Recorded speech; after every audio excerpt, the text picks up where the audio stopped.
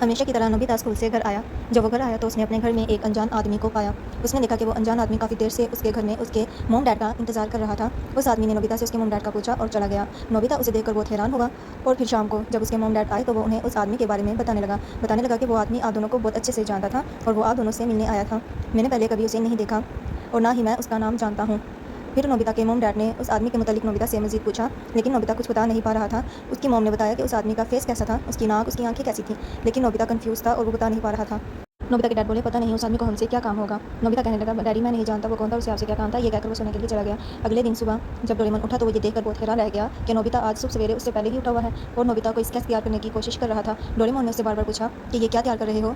तो वो उसे देखकर हंसने लगा क्योंकि वो नोबिता उस आदमी का स्केच तैयार कर रहा था जो आदमी कल उनके घर आया था। नोबिता ने कहा कि मैं उस आदमी का स्केच तैयार नहीं कर पा रहा, मुझे वो याद नहीं। नोबिता की परेशानी को देखकर डोरेमोन ने अपनी पॉकेट में से एक गैजेट निकाला जिसका नाम था स्केच बकेट। तो उस गैजेट से उसने उस आदमी का चेहरा तैयार करना था जो आदमी कल उनके घर आया था, लेकिन नोबिता उसे नहीं जानता था और नोबिता उसके बारे में बता नहीं पा रहा था। गैजेट के मुताबिक डोरेमोन ने मुख्तलिफ आंखें, नाक, होंठ, हेयर स्टाइल और आईब्रोज दिखाई और उन सब में से एक-एक चीज़ को पहचान कर नोबिता ने उस आदमी का फेस अपने माइंड में तैयार किया और बिल आखिर उसे वो फेस मिल गया जो कल उनके घर आया था। डोरेमोन ने वो बकेट नोबिता के फेस पर पहना दिया ताकि उस आदमी का चेहरा जो कल उनके घर आया था उसके फेस पर आ जाए। जैसे ही उसने बकेट हटाया और आईना देखा तो नोबिता पहचान गया कि ये वही आदमी है जो उनके घर आया था।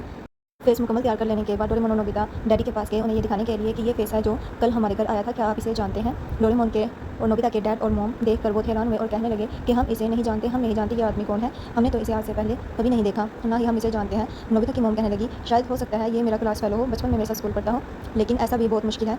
आखिरकार नोबिता और डोरेमोन घर से बाहर निकले उस आदमी को ढूंढने के लिए और डोरेमोन नोबिता को बेस्ट ऑफ लक कहने लगा।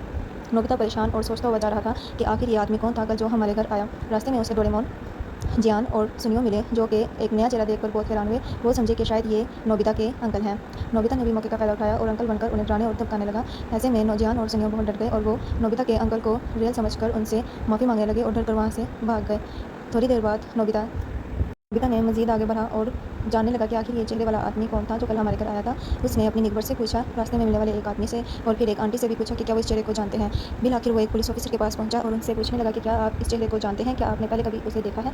पुलिस ऑफिसर कहने लगे, हाँ मैंने इसे थोड़ी देर पहले ही देखा है पुलिस स्टेशन के बाहर। जैसे ही नोबिता पुलिस स्टेशन के बाहर पहुंचा तो उसने देखा कि ये आदमी तो एक चोर है जो पहले कई बार अरेस्ट हो चुका है। कुछ मेहनत के बाद उन्होंने उस चोर को पकड़वा दिया और नोबिता और डोरेमोन बहुत खुश हुए कि उनकी मेहनत की वजह से वो चोर पकड़ा गया।